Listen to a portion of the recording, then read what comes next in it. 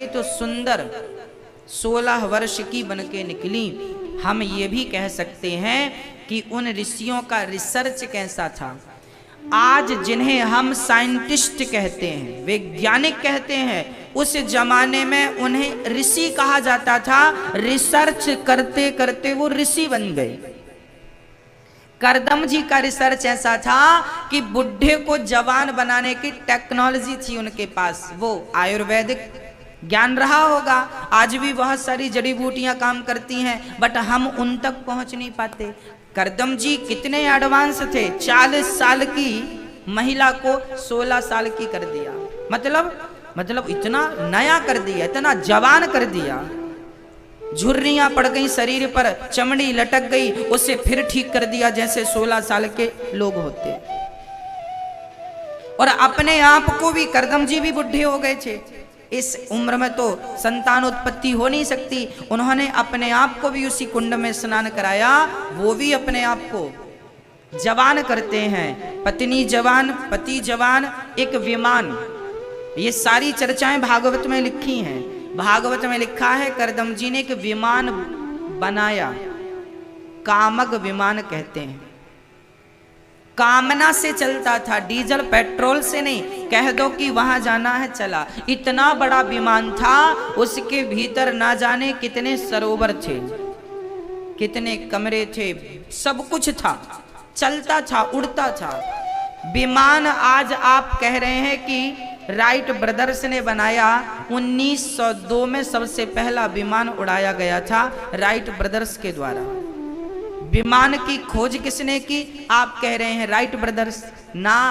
1885 में हमारे भारत के दलपदे जी ने विमान की रचना की थी, उन्होंने उड़ाया था। उस उड़ते विमान को देखने के लिए बड़ी भीड़ इकट्ठी हुई थी। सूचना फैलाई गई थी फलानी तारीख को राइट भारत के दलपदे जी विमान उड़ाएंगे। उस विमान के उड़ने में, अर्थात उस भीड़ में राइट ब्रदर्स भी आए थे और उन्होंने देखा। राइट ब्रदर्स ने जाकर दलपदे जी से भेंट की, कहा आपने ये विमान कैसे बनाया? तो दलपदे जी भारत के भोले भाले साधु थे, अपनी पूरी ड्राइंग उन्होंने दे दी, ऐसे बनाया। राइट ब्रदर्स ने उस पर रिसर्च शुरू कर दी और उन्होंने कॉपी कर दी। अब सब ये जानते हैं कि राइट ब्रदर्स ने बनाया, रचना हमारे भारत की थी।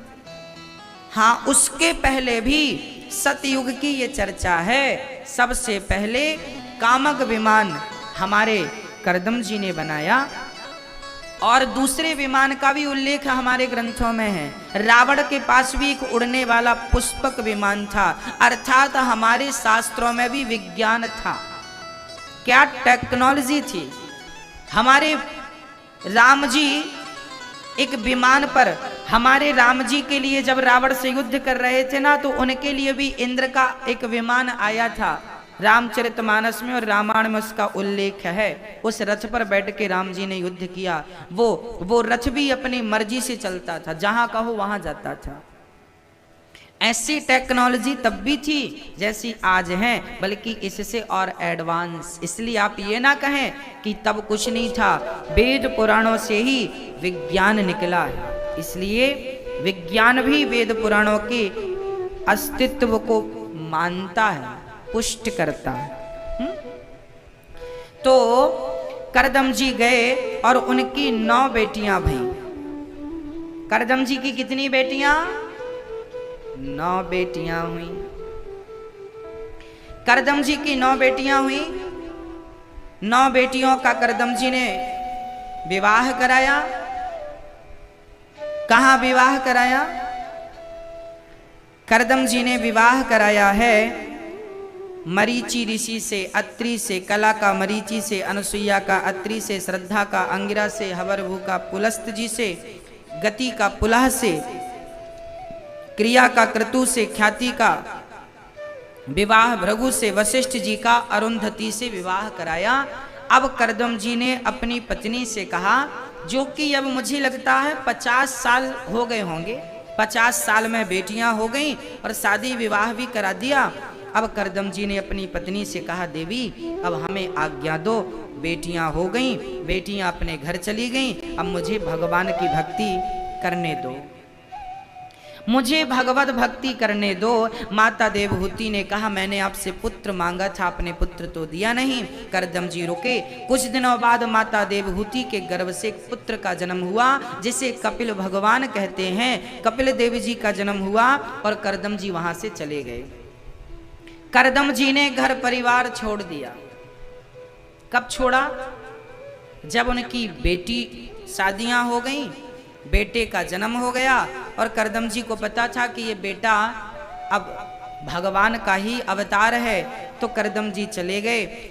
जब आपकी बेटियां बड़ी हो जाएं, जब आपके बच्चे बड़े हो जाएं, आपकी बेटियां अपने घर चली जाएं शादी होकर, आपके बेटों की भी आपने शादी कर दी, अब आप अपना मन बेटी से और बेटों से हटाना प्रारंभ कर दीजिए।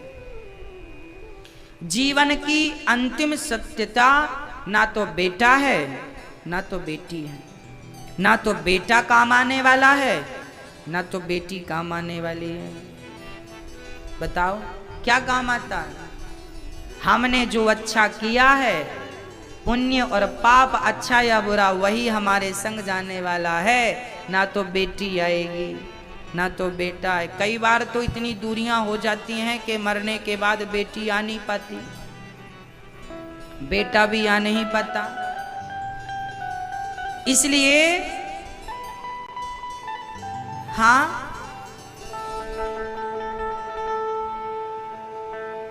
बेटी और बेटे के चक्कर में ना पड़े। ना तो बेटा ही समय पे आएगा, बेटा कहेगा, पिताजी कहते हैं बेटा थोड़ा सा बैठा करो हमारे पास, माँ कहती है बेटा थोड़ा सा बैठा करो हमारे पास, बेटा कहता है बहुत काम है, बैठने का थोड़ी समय है, काम बहुत है। बेटे को माँ की सेवा करने का समय नहीं मिलता। हम तो आपसे निवेदन करते हैं कि आप थोड़ा ही सही, आप थोड़ा ही सही माँ की सेवा किया करो। रात्रि को आओ तो 5 मिनट अपनी माँ के चरण पकड़ लो, माँ के चरण दबाओ, चरणों को धो, माँ का आशीर्वाद लो। माँ के चरणों की सेवा कैसे करनी चाहिए आप देख सकते हैं। जीवन में आप महान तब बनेंगे जब आप सेवा करेंगे। समय निकालिए, काम से आइए और अपनी माँ के चरण धोइए, अपने माँ के चरण दबाइए। 5 मिनट ही सही माँ के चरण दबाइए। जब माँ के चरण दबाएंगे तो माँ को अच्छा लगेगा, और जब माँ को अच्छा लगेगा तो उनके अंदर से एक दुआ निकलेगी। वो दुआ आपका सबसे बड़ा वरदान है। मान मेरा कहना नहीं तो पछताएगा, ये मिट्टी का खिलौना मिट्टी में मिल जाएगा। जिन्हें बहुत घमंड है अपनी दौलत का, अपनी संपदा का, उनसे कह देना कि एक बार वो शमशान की परिक्रमा जरूर लगाएं। क्यों? क्योंकि शमशान उन लोगों की राख से भरा पड़ा है जो ये कहते थे कि मेरे जैसा कौन है। जिन्हें बड़ा घमंड था आज वो शमशान में राख बने पड़े हैं।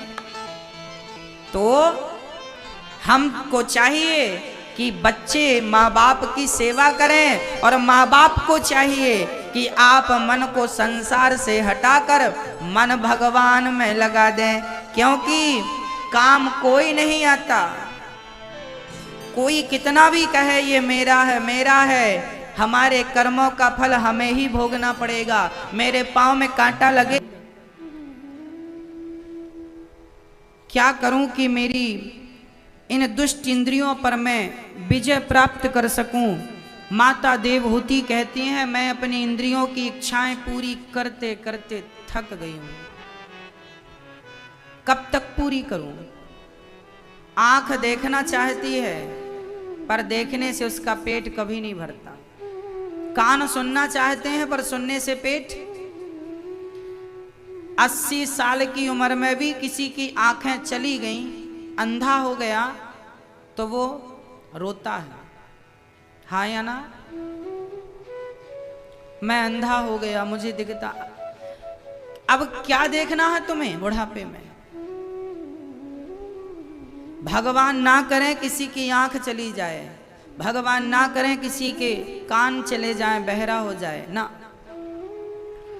परंतु कभी भी तुम्हारी आंख चली जाए, अंधे हो जाओ तो रोना मत। बिहारी जी को देख लिया, अब देखना शेष रहा क्या?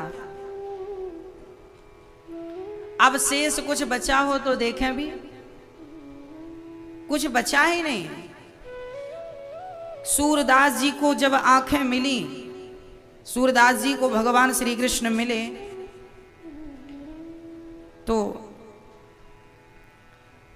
सूरदास जी से भगवान ने कहा, बोलिए सद्गुरुदेव भगवान की। हमारे मध्य परम वंदनीय परम पूजनीय हमारे गुरुदेव भगवान, जो कि वृंदावन धाम में बहुत सारे विद्यार्थियों को विद्या अध्ययन कराते हैं, श्रीमद् भागवत का सुंदर सा ज्ञान उनके हृदय तक पहुंचाते हैं। ऐसे गुरु भगवान हमारे मध्य आए हैं। गुरुदेव के श्री चरणों में दास अनिरुद्ध का कोटि कोटि नमन। गुरु जी बैठे। भक्तों,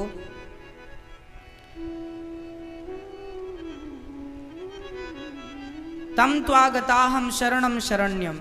हे प्रभु, मैं आपकी शरण ग्रहण करती हूं, मेरा अज्ञान नष्ट कर दीजिए। माता देवहूति का प्रश्न क्या था?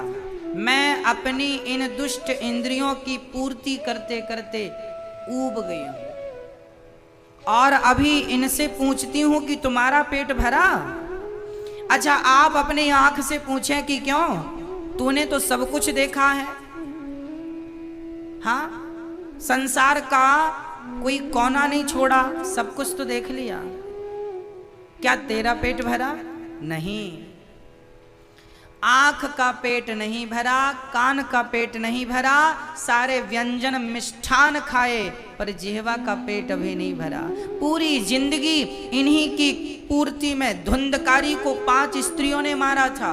ये 5 इंद्रियां ही हमारी सबसे बड़ी दुश्मन है। 5 ज्ञानेंद्रियां प्लस 5 कर्मेंद्रियां। तो हम कर्मेंद्रियों की बात अभी ना करें, ओनली ज्ञान इंद्रिय की बात करें। हमारी ज्ञान इंद्रिय है पहली शब्द, स्पर्श, रूप, रस, गंध। अर्थात शब्द मतलब कानों से शब्द प्रवेश करता है, तन्मात्राएं।